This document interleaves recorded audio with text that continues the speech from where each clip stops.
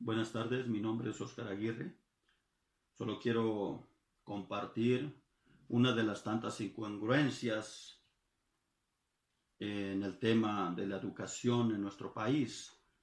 Hay un desfase entre la velocidad con que avanzan la modernización económica y la complejidad social del país, y por otra, la lentitud con que el sistema educativo va elevando la cultura básica de la población. Desde hace 30 años arrastramos un saldo irreductible, por lo menos de 6 millones de adultos analfabetos, y la escolaridad promedio de la población avanza al ritmo desesperante de 1 grado cada 8 años aproximadamente.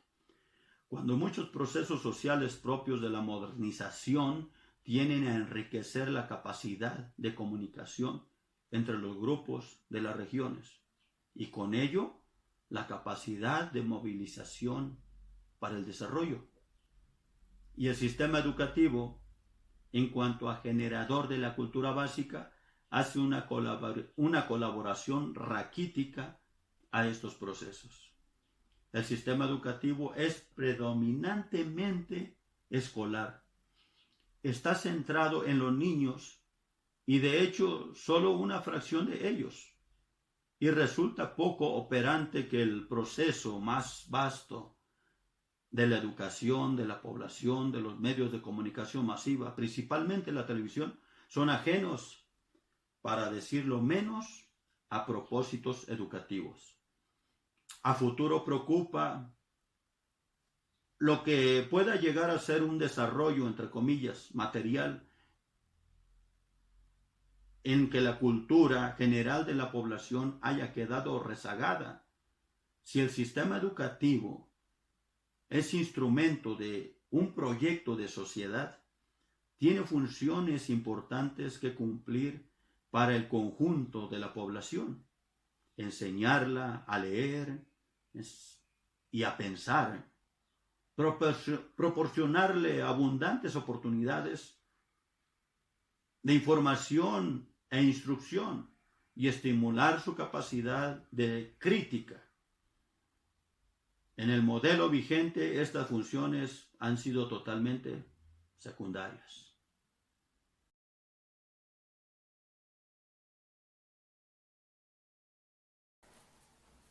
Buenas tardes. Yo voy a hablar sobre el sistema educativo en relación a las disputas jurídicas y la escuela mexicana, en el artículo 123.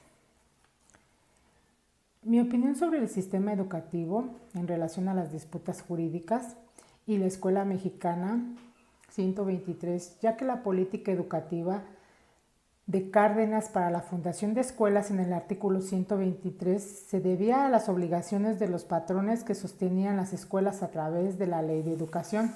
Se dice que en 1934 el Ejecutivo Federal, a través de la Secretaría de Educación Pública, SEP, emprendió una cruzada nacional de fundación de escuelas, artículo 123, e impuso a los patrones las obligaciones que según establece el artículo institucional, los cuales los poderes locales rechazaron esta imposición puesto que consideraban excesos del poder federal.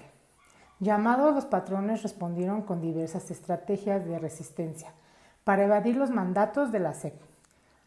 Los alegatos jurídicos se convirtieron en la forma de resistencia más efectiva para combatir las políticas del gobierno federal. La SEP se enfrascó en numerosos e interminables procesos jurídicos que le implican un desgaste de recursos. La controversia en el artículo 123 era analizar el enfrentamiento jurídico sustituido por el poder patronal y el Estado de México. En torno a las escuelas artículo 123, que así se hacían llamar, este análisis se concentraba en el nivel de las prácticas del Estado, con el fin de explicar inconsistencias y contradicciones en su actuación y los poderes de la Unión Ejecutivo, Legislativo y Judicial. Se dice que la SEP y el poder patronal fueron los protagonistas de enfrentamientos y sus actuaciones quedaron plasmadas en los documentos como iniciativas de ley, debates legislativos, decretos, leyes, amparos, sentencias y jurisprudencias. En cuanto la reforma fue aprobada y la política, la SEP puso en marcha una cruzada nacional de fundación de escuelas federales financiadas por los patrones, a las que dominaron escuelas, artículo 123. Se hizo cálculos previos acerca de las negociaciones y los patrones que estarían obligados por la ley a sostener las escuelas. En cada estado se dice que los directores de educación y los inspectores tenían metas a fundar una vez realizada la federación. Sin duda más de 3,000 escuelas que debieron ser fundadas. Sin embargo, las autoridades federativas enfrentaron una resistencia de los patrones a la fundación de nuevas escuelas y liquidaron con algunos gobiernos legislaturas estatales inconformes, llamados los excesos de la Secretaría de la Educación. Y asimismo, los patrones en general recurrieron al amparo como recursos efectivos para evaluar las disposiciones de la SEP, simplemente para entorpecer y retardar su cumplimiento.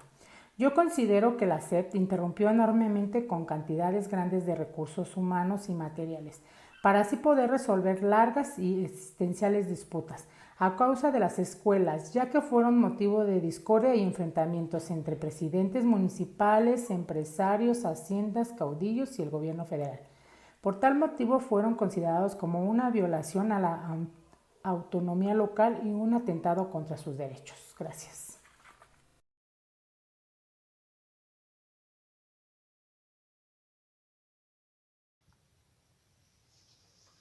El día de hoy voy a expresar mi opinión sobre el nuevo sistema educativo mexicano, o conocido como Nuevo Modelo Educativo Mexicano. Resulta urgente definir una verdadera política de Estado en materia educativa. El nuevo modelo, que debería comenzar a perfilarla, se queda muy lejos de ello debido a una serie de errores de concepción y de diagnóstico. Por ejemplo, afirma que la escuela ha dejado de ser el único lugar para aprender, y esto es algo que resulta sorprendente. Quienes tienen a su cargo la conducción de la educación pública en este país, ¿no se habían dado cuenta de que nunca ha sido así? ¿No sabían que el aprendizaje antecede a la escuela? Lo mismo ocurre con la idea de la memorización. El documento dice, vamos a trascender esta idea. Sin embargo, diversos estudios de la educación nos advierten de la importancia de memoria y sobre los riesgos de abandonarla, argumentando que es una base esencial para el aprendizaje. El documento también alude a la valoración de la diversidad, la equidad de género, la convivencia pacífica, el respeto a la legalidad, la actitud ética, la ciudadanía, la confianza, la solución de conflictos y a la negociación. Este es un catálogo de valores y principios ciertamente irreprochable. Sin embargo, el modelo no proporciona elementos que permitan entrever cómo alcanzarlos, sino que se limita a enlistarlos como planteamientos ideales. Los cambios profundos que aspira la reforma educativa chocan frontalmente con la realidad escolar en la que vivimos. El predominio de lo administrativo burocrático sobre lo pedagógico, curricular y didáctico. El enfoque centrado en la gestión de control y los resultados, dejando a la deriva los procesos formativos a los que se enfrentan los docentes sin el apoyo organizativo de los directivos. El predominio del modelo administrativo burocrático de los directivos con nulo o escaso liderazgo pedagógico. El mantenimiento o un modelo de formación docente basado en cursos sin considerar los contextos reales del trabajo docente, en donde estos actores pueden trabajar de forma deliberativa, reflexiva y constructiva sobre la propia práctica. La desatención total a la cultura escolar, predominando los cambios en los aspectos legales, administrativos, normativos, que provoca cambios para no cambiar nada. Y entre otros más, el abandono de años en construir una cultura de auténtica colaboración, desarrollo del pensamiento crítico constructivo, los procesos de deliberación, análisis de las dimensiones institucionales, autoevaluación institucional en que participen todos los actores educativos, alumnos, padres de familia, docentes y directivos, entre otros. Y en general, construir y mantener un proyecto de escuela desde los propios actores educativos mencionados, debilitando la ahora fuerte tendencia a imponer proyectos externos, verticales impositivos, y que no incidan más para cubrir la lógica de la simulación racional y el cumplimiento de las disposiciones administrativas, legales, normativas y burocráticas.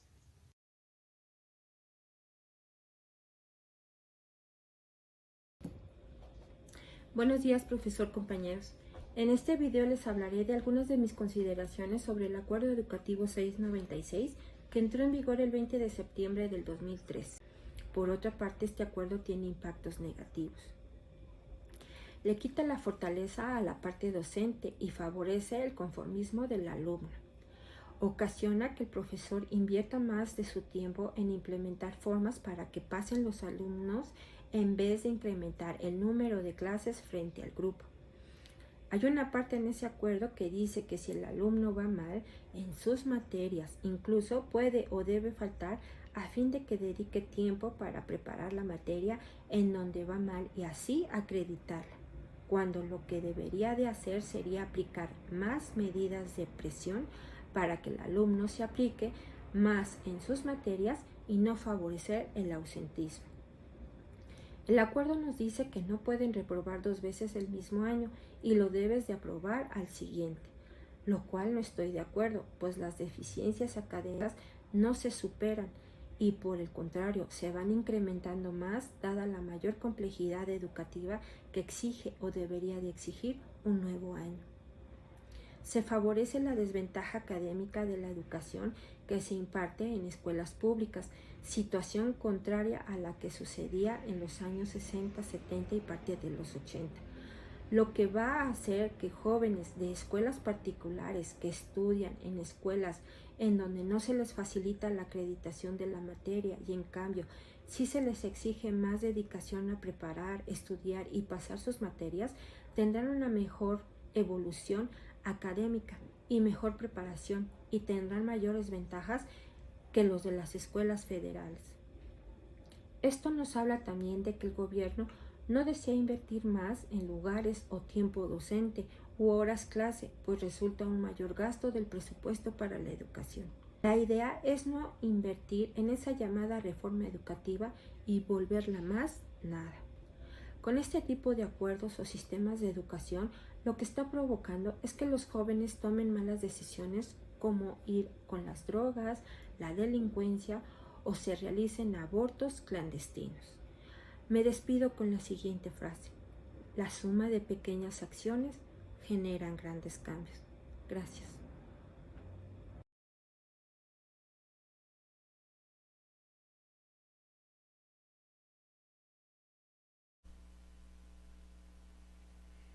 Desde el año de 1921, cuando José Vasconcelos era secretario de Educación, se ha querido elaborar una política educativa como instrumento para el desarrollo del país, con la finalidad de tener una sociedad en la que no hubiera diferencias y que permitiera reducir las desigualdades, así como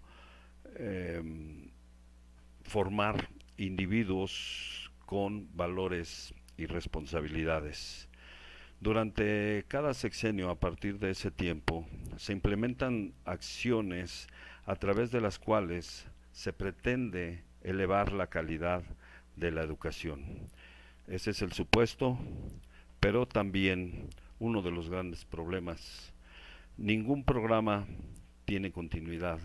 Cada sexenio, cada nuevo gobierno que llega, pretende implementar sus propias políticas, no reconociendo los logros que se puedan tener en el sexenio anterior, sino implementar las suyas propias.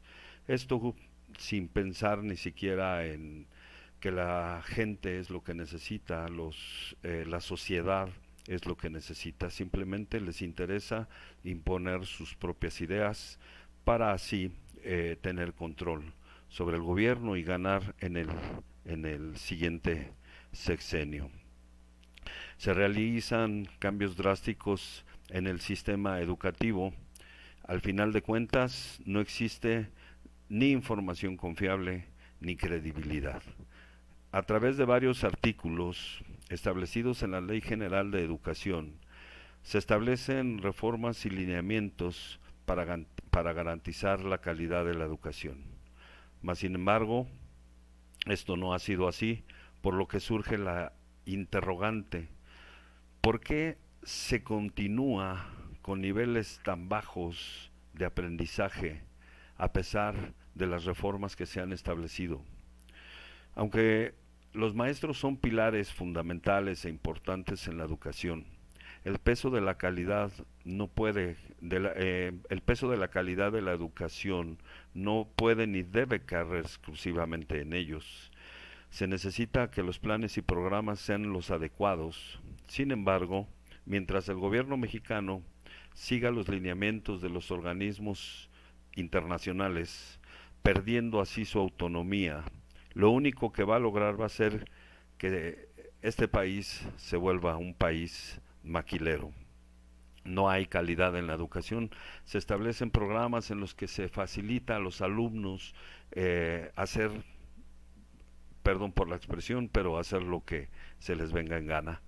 Desde el momento en el que entran al salón de clases ya tienen una calificación y tienen que hacer un mínimo, pero muy mínimo esfuerzo para pasar de año. Así, de esa forma, entonces, el trabajo del docente o el trabajo del maestro no tiene ningún valor. El país, el gobierno, pierde autonomía porque lo único que va a lograr, como les decía hace un momento, es un país maquilero. Parece que las líneas de acción establecidas a eso es a lo que nos llevan. Las reformas que el gobierno de México ha realizado son claros ejemplos de la influencia y el poder, tanto simbólico como económico, de los organismos internacionales que tienen la facultad de emitir los lineamientos y de imponerlos. Es evidente que las acciones del gobierno responden a una obligada alineación con las corrientes formativas y laborales del mundo globalizado, y poco tienen que ver las necesidades y demandas educativas del país.